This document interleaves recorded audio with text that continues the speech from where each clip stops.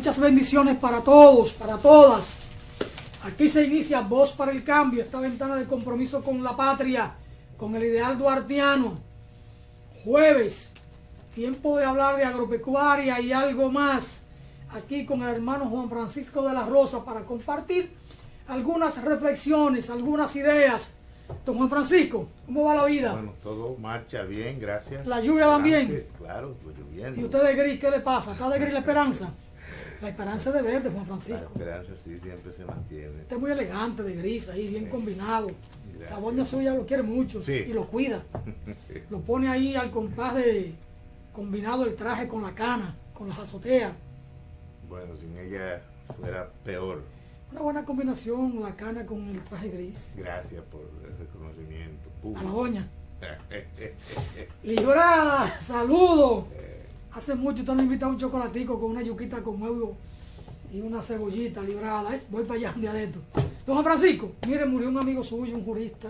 Sí, ayer decíamos que Murió Rafael Ricardo Artañán Pérez Méndez. hizo un gran aporte porque escribió mucho. Pero vivió largo, 88 años. No, pero Yo pensé que era más joven. una vida así debía prorrogársele, Muy intensa en el derecho. porque fue un hombre de mucho trabajo. Un doctrinario. Sí, sí, sí. Y un abogado en ejercicio de mucha capacidad. Y de mucha ética. Vi que en la nota que se hace se resalta que su biblioteca es una de las más completas en el país. Él goza de mucho prestigio y su nombre se va a perpetuar en la historia como jurista de gran calibre. Sin embargo, yo soy muy radical con lo que tiene que ver con el ejercicio. Ciertamente que el abogado no debe negarle su ministerio a ningún ciudadano que lo requiera, pero hay casos y casos. Y entonces yo en eso soy muy intransigente. Recuerde que yo tengo mi diferencia con los juristas que hoy decollan en el mundo penal y buscan mucho dinero porque a ellos les llegan los casos más temerarios. De personas que usted me dirá que la doctrina y que los principios legales y jurídicos y que es propio del alma de la toga, que todo ser humano merece ser asistido por un abogado, pero siempre está el pero. Y en el caso de Artañán Pérez Méndez, a quien yo respeté toda la vida y lo seguiré respetando, pero no me pareció adecuado que un hombre de su estatura moral fuera a defender a Leonel Almonte con todo aquello que dejaba detrás, con lo del Banco Universal. Hay un periódico que lo recoge como el Baninter, y no fue lo del Baninter, fue lo del Banco Universal, el caso de Leonel Almonte. Es un yerro, hay un error del periódico El Día, que en nota de hoy, en la página 12 de las Noticias Nacionales, trae la nota de lo de Artañán Pérez Méndez. Y dice que fue abogado de Leonel Almonte, banquero, en el juicio realizado por la quiebra del Banco Intercontinental. No, lo del Banco del Comercio fue a Nene Ureña y lo del Intercontinental o Baninter fue a Báez Romano, a Ramosito Báez, Ramosito Báez Figueroa. Y el otro caso muy sonado, que a mí no me gustó, que un hombre de la estatura moral de Artañán Pérez Méndez llevara, fue el caso de Mario José Redondo Llenas, por el asesinato atroz, ni siquiera propio de un carnicero, peor de cualquier carnicero, del niño Llenas Aibar. Esos dos casos a mí no me gustaron que lo llevara un hombre de su estatura moral y de su residumbre profesional.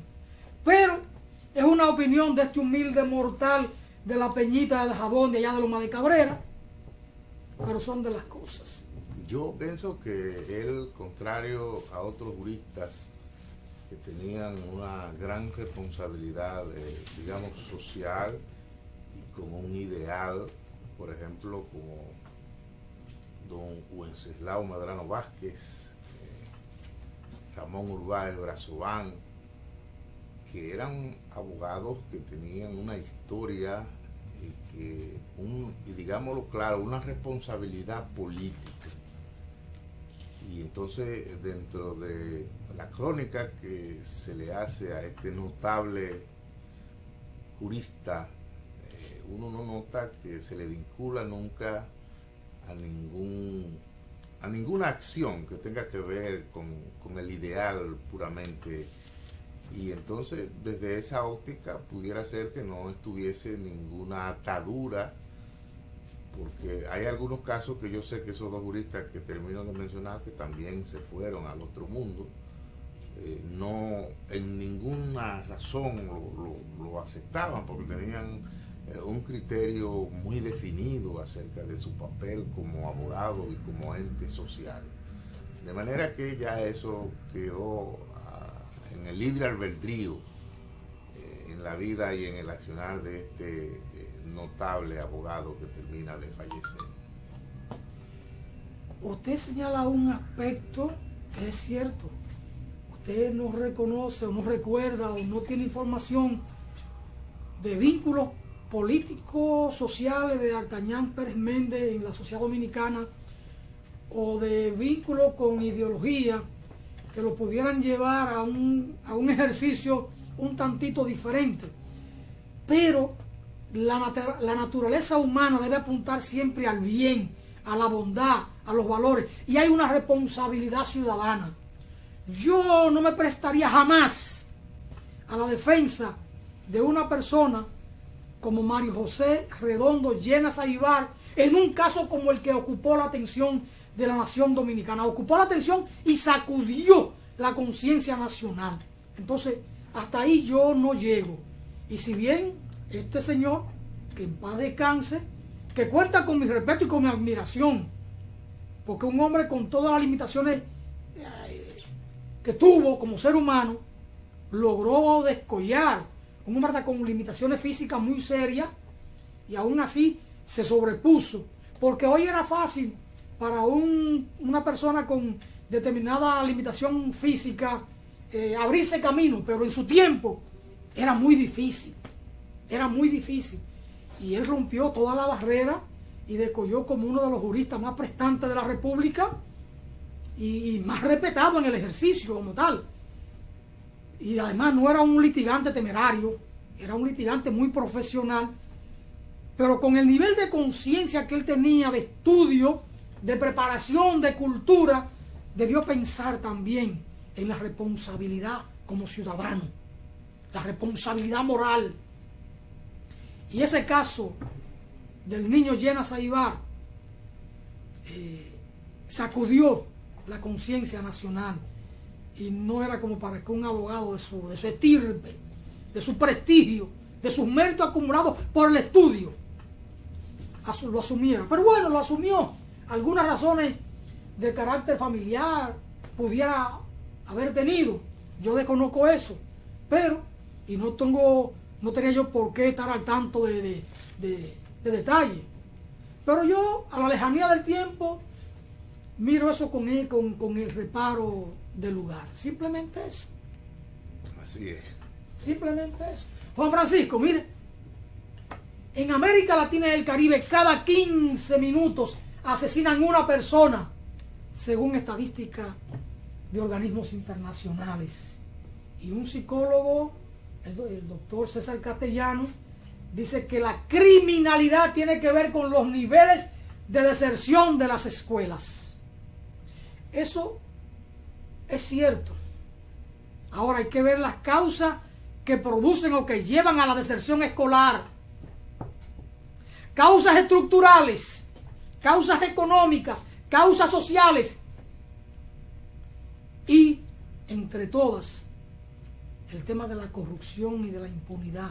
Porque la corrupción es la que permite que se lleven los dineros que deben ir a fortalecer el sistema educativo en la República Dominicana y en cualquier sociedad del mundo. Y digo que es verdad lo que él dice, César Castellano. Criminalidad tiene que ver con los niveles de deserción de las escuelas, porque yo he comentado aquí otras veces que en Cuba se hizo un estudio de la población penitenciaria o carcelaria y que apenas el 2% de esa población provenía de hogares donde sus padres no eran profesionales universitarios. Es decir, en un hogar donde los padres tienen una formación académica, es menos probable que los hijos caigan en el mundo de la delincuencia. Por eso yo he dicho varias veces aquí que Fidel, con ese estudio en la mano, y cuando digo Fidel me refiero a Fidel Castro, llamó a elaborar un programa de reincorporación de los jóvenes que habían dejado la universidad, y se le llamó y se le dijo: ustedes son trabajadores del Estado, tienen un salario y toda la prerrogativa de un trabajador asalariado. Su trabajo consiste en volver a la universidad. Entonces, la visión de aquel hombre, porque era preferible pagarle a esos jóvenes para que volvieran a la universidad y no tener luego que invertir dinero en mantenerlo en la cárcel. La visión a largo plazo de Fidel Castro. Entonces, pienso que lo que este señor está diciendo, César Castellano, que es psicólogo, yo le doy valor de verdad a lo que él dice. Bueno, Alfonso, en el caso de quien dirige la palabra, que no tiene, digamos, un dominio exacto como el médico que está opinando, pero yo no le dejaría la responsabilidad de manera exclusiva a la escuela, y la familia, porque la familia forma parte de ese conjunto de valores que debe recibir el niño en esa etapa de formación. Entonces, a un profesor no se le debe dejar la responsabilidad principal de formar un estudiante. Hay que ver lo que él lleva de su hogar. Y entonces yo pienso que desde esa posición parecería que el análisis está incompleto. Por eso yo anotaba en el comentario, que es uno de los elementos, y decía que hay que conectarlo con las razones causales. Correcto. Y ahí planteaba el tema del orden estructural, socioeconómico, y el tema de la corrupción. Y por supuesto, el tema de la deserción escolar tiene que ver con un problema también de hogar. Una madre soltera con 3, 4 muchachos que tiene que trabajar porque hay una paternidad irresponsable en la sociedad dominicana, porque es un conjunto de factores los que intervienen en esta situación. Pero porque no, la deserción escolar no se produce como en paracaídas o que cayó desde un helicóptero. No. Hay todo un entramado sociológico que llevan a eso. y en la Sociológico y económico. En la sociedad dominicana hay hogares que viven de una labor ilegal. Y entonces esos muchachos no tienen mucha corrección, porque si están viendo a los padres, como se llama en derecho penal, en un delito continuo, todo el tiempo haciendo cosas indebidas, pues ellos van aprendiendo esa inconducta. Don Jaime Meléndez en una ocasión comentó aquí que un jueves a 11 de la mañana se acercó a su casa un vecino, un cercano, un niño de 9 años, más o menos. Y era día de clase. Y Jaime le pregunta, ¿qué busca él en la calle? No, que su mamá se fue a trabajar y su papá está durmiendo. Y entonces, tu papá está durmiendo, ¿y qué hace tu papá? Mi papá trabaja por la noche. ¿Y qué hace tu papá por la noche? Y él le dijo, atraca. Así, el niño tenía como modelo de trabajo de su padre el atraco, el robo. Esa es la sociedad que tenemos hoy en día. Y esto es muy grave, Juan Francisco. Entonces, es natural lo que usted señala, que la deserción escolar no cae en un paracaídas a una sociedad. Es producto de todo un proceso de acumulación de factores o de problemas que tienen que ver con la pobreza, con la paternidad irresponsable, madres que tienen que salir a trabajar el día entero, niños que quedan solos, que van por su cuenta a la escuela o que regresan a la casa y quedan solos, o simplemente deciden no ir a la escuela porque nadie lo está monitoreando. Entonces, gracias por prestarme la palabra. Entonces, esa es la situación. Dicen estos estudiosos que de las 50 ciudades más violentas en el mundo, 42 pertenecen a la región de América Latina. ¿Por qué la más pobre? Y el psicólogo no termina ahí, sino que agregó que la región tiene apenas el 8% de la población del mundo. Sin embargo, se contabiliza el 37% de los homicidios, lo que significa que es extremadamente alta, a pesar de que casi no tenemos una elevación poblacional. Menos gente y más crímenes, más delincuencia. Tiene una explicación real. Apenas el 8% de la población del mundo, pero el 37% de los hechos criminales. Es decir, la injusticia social está haciendo un laboratorio de crímenes. Y dice que entre las ciudades más violentas del mundo están en esta región, liderada por México, Honduras y Venezuela. Entonces allí hay más injusticia. Y apunta que cuando hay niveles de inequidad, más que de desigualdad, entonces hay una diferencia, porque no todos tienen que ser iguales, pero sí tienen las mismas oportunidades. Cuando hay inequidad, tiende a generar violencia en toda la sociedad. Y esta es una sociedad, la dominicana, muy inequitativa. Recuerden que aquí unos pocos lo tienen todo y muchos tienen muy poco. Bueno, pero el análisis ahí sí coincido, porque en lo que respecta a nosotros como país, hemos observado que en los sectores, en los ensanches donde vive la gente más acomodada, allí se han producido hechos lamentables, desastrosos. Recuérdese una famosa comunicadora que hace un tiempo la asaltaron, más de una vez la han asaltado, saliendo de banco, porque el delincuente tiende a dirigirse donde existe la gente que tiene posibilidad de ello, en un descuido, satisfacer su necesidad. Y entonces yo pienso que si se pensara bien, la clase social pudiente debiera contribuir para establecer la paz, porque en la medida que el que tiene le permite alguna posibilidad al que no tiene de saciar sus necesidades, en esa misma dirección disminuyen las posibilidades de violencia. Oiga lo que dice este especialista. La violencia tiene sus aristas en la economía de un país. Así que solo si ésta crece de manera rápida y la desigualdad disminuye, entonces la violencia disminuye. Pero si la economía crece y la desigualdad aumenta, la violencia se dispara. La relación es con la desigualdad, no con la pobreza o la riqueza.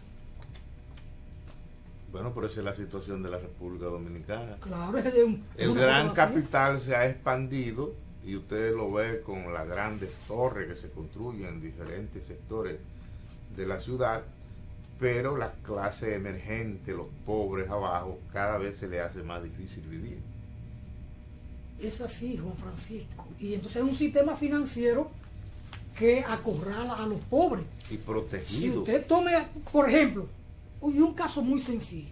La ciudad Juan Bosch. El gobierno se planteó que iban a construir 25,000 viviendas para pobres y gente de clase media baja, no media alta. Una ciudad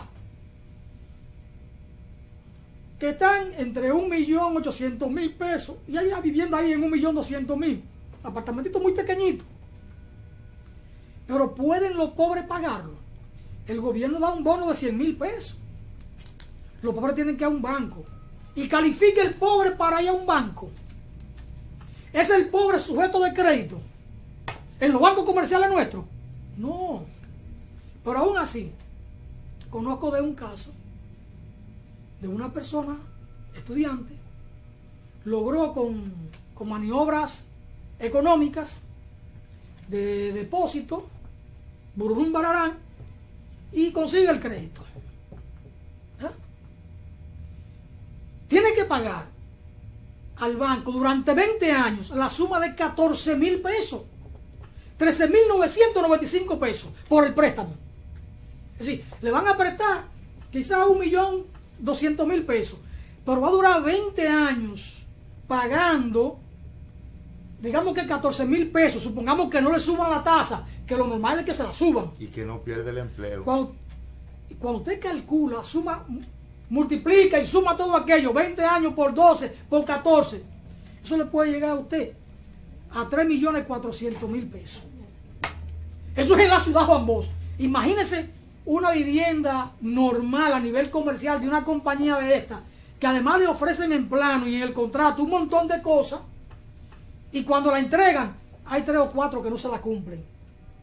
Quizás hasta, que va a tener una enramada en el patio, techada, y a lo mejor no le techan eso.